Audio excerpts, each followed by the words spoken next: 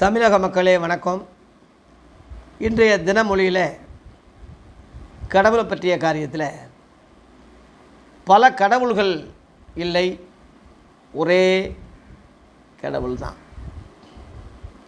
இன்றைய உங்களுக்கு சொல்லக்கூடிய அறிவுரை என்னவென்றால், பல கடவுள்கள் இல்லை, ஒரே கடவுள் தான். 33 கோடி தெய்வங்களும் 48 ரிஷிகளும் என்று புராணங்களில் சொல்கிறாங்க. அத்தனை பேரும் கடவுளாக இருக்க முடியாது. கடவுளுக்கு பெண் ஏது பிள்ளை ஏது, காம குண லீலைகள் ஏது, காடுகளில் வேட்டையாடி திரிவது ஏது, காமிகளின் தொழிலே இல்லை, காருண்ய தொழில் ஒன்றே கடவுள் பாரம் என்று கொங்குண மகரிஷி தன்னுடைய வரிகளில் எழுதியிருக்கிறார். கடவுளுக்கு காம லீலைகள் எதுக்கு? கடவுள் அப்படிப்பட்டவரா? மகன் தெய்வம், தகப்பன் தெய்வம், தகப்பனுக்கு மனைவி இருந்தால் மனைவி தெய்வம், ஒப்பாட்டி இருந்தால் ஒப்பாட்டி தெய்வம். அவன் ஒரு இதுக்கு போனால் ஒரு ஒரு ஒப்பாட்டிக்கிட்ட போனால் அந்த ஒப்பாட்டியும் கடவுள். எவ்வளோ கேவலமானது, எவ்வளோ மடத்தனமானது. தமிழக மக்களே, அறிவை கொண்டு யோசிங்க. முன்னோர்கள் நம்மளை அப்படி ஆக்கி வச்சுருக்காங்க. மதவாதிகள் நம்மளை அப்படி எழுதி வச்சு நம்மளை மூடனாக்கி முட்டாளாக்கி வச்சுருக்காங்க. இந்த 21ஆம் நூற்றாண்டில் டிஜிட்டல் உலகத்தில் இந்த விஞ்ஞானம் பெருத்த இந்த நாட்டில் இந்த காலத்தில் நம்ம அதுக்கு பழைய குப்பைக்கு போக வேண்டிய அவசியம் இல்லை. பழைய காரியத்தை நம்ம நினைக்க வேண்டிய அவசியம் இல்லை. அதுக்கு அடிமையாக வேண்டிய தேவையும் இல்லை. எல்லாம் எடுத்து போட்டுடணும். நம்ம சின்ன குழந்தையாக இருக்கும்போது சின்ன ட்ரெஸ்ஸு போடுறோம், இப்போ போட முடியுமா? அதை தூக்கி போட்டு வேறு நல்ல ட்ரெஸ்ஸை நம்ம போடுறோம் இல்லையா? அப்போ அது மாதிரி தான் பழைய குப்பைகளை, பழைய மூட பழக்கங்களை களைஞ்சி விட்ருங்க. கடவுள் பல கடவுள் கிடையாது. நாயை கடவுள்னு சொல்கிறான், பன்னியை கடவுள்னு சொல்கிறான், பாம்பை கடவுள்னு சொல்கிறான், முதலையை கடவுள்னு சொல்கிறான், மாட்டை கடவுள்னு சொல்கிறான். உலகத்திலேயே மாட்டு மூத்திரத்தை குடிக்கிறது நம்ம மக்கள் தானே. உலகத்திலேயே குடிக்கிற பாலை கீழே ஊற்றுறது நம்ம தானே. சாப்பிட்ற நெய்யை ஆக்கி தீயில போட்டு கொளுத்துறது நம்ம தானே உலகத்திலேயே.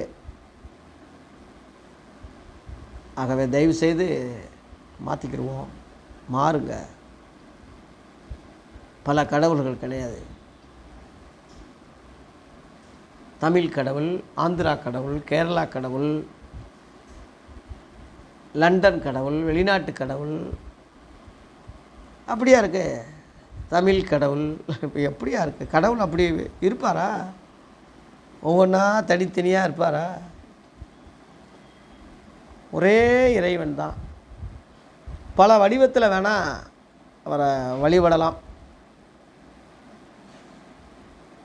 பச்சை கண்ணாடியை போட்டு பார்த்தா பார்க்குறவனுக்கு பச்சையாக தெரியும், சிகப்பு கண்ணாடி போட்டு பார்க்குறவனுக்கு சிகப்பாக தெரியும், வெள்ளை கண்ணாடி போட்டு பார்த்தா வெள்ளையாக தெரியும்.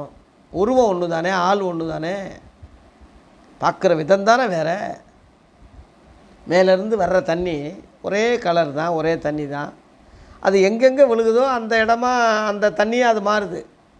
சாக்கடையில் விழுந்தால் சாக்கடையாக மாறுது, செம்மண்ணில் விழுந்தால் சிகப்பாக மாறுது,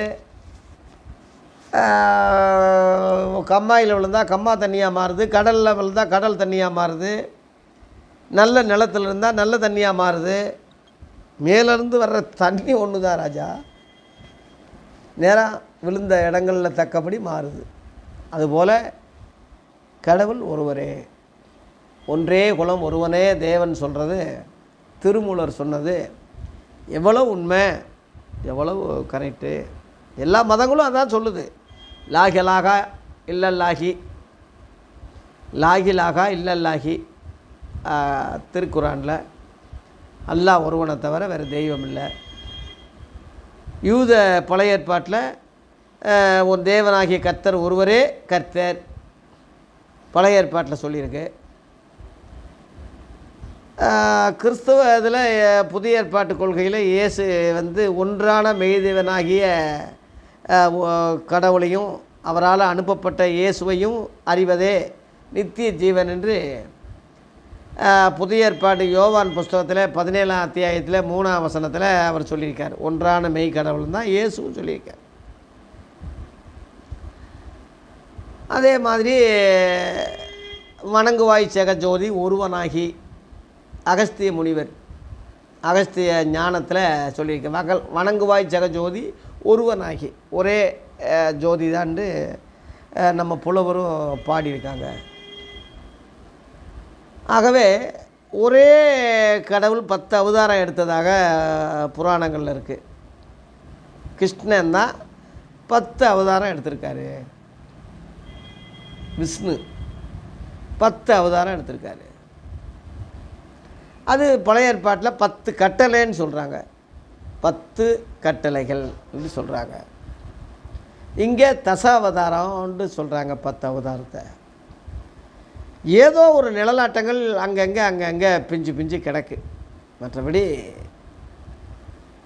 முஸ்லீம்களுக்கு தனி கடவுள், கிறிஸ்தவங்களுக்கு தனி கடவுள், யூதர்களுக்கு தனி கடவுள், இந்துக்களுக்கு இத்தனை கடவுள் அப்படி சொல்கிறதெல்லாம் மதவாதிகள் நம்ம ஏமாற்றி சாமியாருக, பாஸ்டருக, போப்புக, மத தலைவர்கள் நம்மளை ஏமாற்றி வச்சுருக்கானே தவிர தயவுசெய்து அதை நம்பிடாதீங்க. 6 அறிவுள்ள மக்களே, அடிமைகளாக மனுஷனுக்கு மதத்துக்கு அடிமைகளாக போயிடாதீங்க. பாரம்பரியத்துக்கு, மதத்துக்கு, நாட்டுக்கு, புராணங்களுக்கு, கதைகளுக்கு அடிமைகளாக தயவு செய்து போயிடாதீங்க. இறைவன் அப்படி இருக்கவே மாட்டார். ஒரே இறைவன் தான். அவர் எல்லார் மேலே இருக்கார், எல்லாரோட இருக்கார், எல்லாரையும் நேசிக்கிறார். அந்த இறைவனை மனித வர்க்கம் யாரும் பார்த்ததில்லை. ஆனால் அவர் ஒருவர் தான். எல்லா வேதங்கள்லேயும் கருப்பொருள் அந்த ஒன்றை தான் சொல்கிறாங்க. அந்த அடிப்படையில் இறைவன் ஒருவரே, பலர் அல்ல. அவர் எல்லாரையும் மேலேயும் எல்லாரோட இருக்கார். கடவுள் பேரால் மக்களை பிரிக்காதீங்க. எல்லா மக்களும் கடவுளுடைய படைப்பு தான்.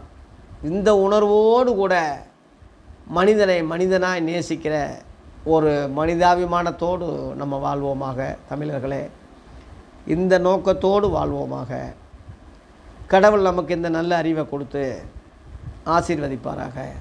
நன்றி.